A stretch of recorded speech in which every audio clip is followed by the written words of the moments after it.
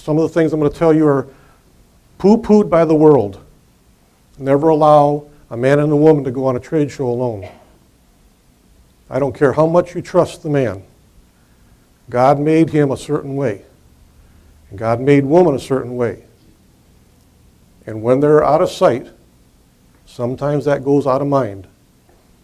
And that can destroy families. That can destroy your company. Can put a hurt on you.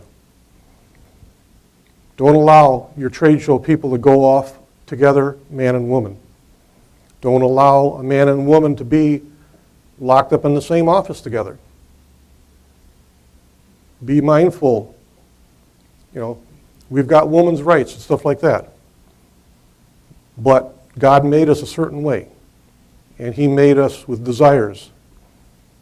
And Satan knows how to use the lack of the attention that you might be getting, and he knows how to maneuver that to bring you down. Because he hates you. He's going to hell, and he wants to take as many of us with him as he can. So business people, keep that in mind. Well, Potiphar's wife had his coat, and when her husband came home,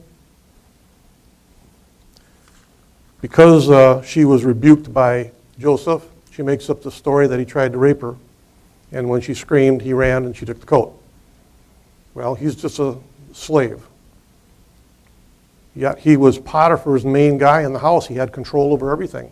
Potiphar seen the Lord was on him, and everything he touched, Potiphar made money from. He went out and tended his sheep doubled in size. He went and tended the gardens flourished. Whatever he touched turned to gold. But his wife made an accusation. So he threw him into the king's prison, where all the other kings, Pharaoh's enemies are. Well, there goes that nice house he lived in. From the tent to the pit, to Potiphar's really nice house, back into the pit again.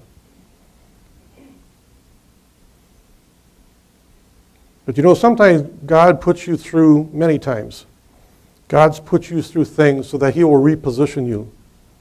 He'll have things happen in your life so that you get repositioned. I like to talk about standing in front of a tree. And you're standing in front of this tree. Well, that's all you can see is the tree. But if you took one step to the left or one step to the right, you'd have a whole brand new view. Or if you turned around, you'd have a whole brand new view. So God sometimes puts you into positions to give you a brand new perspective on things. And being in a pit does give you a perspective on things. But the neat thing about pits are that when you're in the bottom of them, there's only one way out, and that's up. So you got things going for you already. So don't be discouraged when you're at the bottom of the pit. There's only one way to go, and that's up. And guess who you're looking at as you're trying to get up? You're looking at God. While he's in the prison, again, God's favor's on him. The prison master looks at him and says, this guy, whatever he touches turns to gold. So he puts him in charge of everything in the prison. Joseph is in love with God, has him in his heart. He lives his life by God. No matter where he's at, it's God first. Whether I'm in Potiphar's house or whether I'm in the pit, it's God first. So he gets all this authority back on him again. And the jail master said, here, I've got a brand new suit of clothes I want you to wear as this jail master, or as my assistant. He remembers the coat of many colors. And he says, I don't want to touch it. I don't want to have that outward appearance of authority that I had, that my father gave me. It gets me in trouble. I get the big head with that. So I'll just do my job. He meets up with two other prisoners, the baker and the cupbearer. They have a dream. The dream is that, in 3 days something's going to happen to me. Well, they go to Joseph and they says, can you interpret this dream? And Joseph says, I can't interpret it, but God can. Giving credit to God. So God allows him to interpret the dream. Baker, you're going to be dead in 3 days. Cupbearer, you're going to have your job back. Now remember, cupbearer, when you get back to the Pharaoh, remember me. Remember who gave you this interpretation. 2 years later, the cupbearer has been back with the Pharaoh. Joseph who? Never heard of the guy. Pharaoh has a dream. Nobody in his entourage, in his government, can interpret the dream. All of a sudden, the cupbearer says, oh, I remember this guy when I was in prison. And he interpreted my dream. Pharaoh says, bring him in.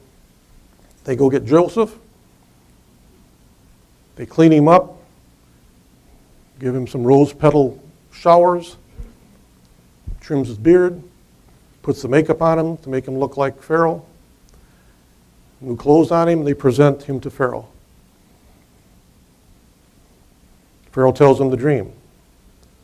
7 fat cows, 7 lean cows. The 7 lean cows eat the fat cows. What's that mean? And then there's another interpretation of it where there was corn, fat corn, lean corn. Joseph says, I can't interpret the dream for you, but God can. Already telling the most powerful man in the world about God. So he's used his predicament to glorify God. So he gives the interpretation to Pharaoh that there's going to be 7 years of good times and 7 years of bad times, famine. And here's what you need to do. Now, Pharaoh didn't ask for any additional advice. He just said, interpret my dream. But Joseph steps out and says, and this is what you need to do. You need to build granaries all over Egypt. You need to take so much of the crops from the farmers while the going is good, put it into granaries for the bad times. You need to find a guy who can manage all that. And then he steps back and lets God do his thing. And the Pharaoh says, you're the man, because you're the one who told me all this. God now puts him in to another position. Pharaoh says, you're second in charge of Egypt. Only I do you answer to. Here's a ring on your finger, signifying the authority that you have. Go do what your interpretation was. And he did that. Now he's in the palace. He's gone from the tent to the pit, to Potiphar's house, to another pit, to the palace. Oh, wait a minute. You can find a couple pits on that thing, can't you? You've heard me talk about that. That's our lifeline, what we call our lifeline, our 32 years with the Lord. And there have been times when we've been in the pit. And I can tell you that everything that Joseph went through, we went through, and the same God that brought Joseph out of that, brought us out of that pit.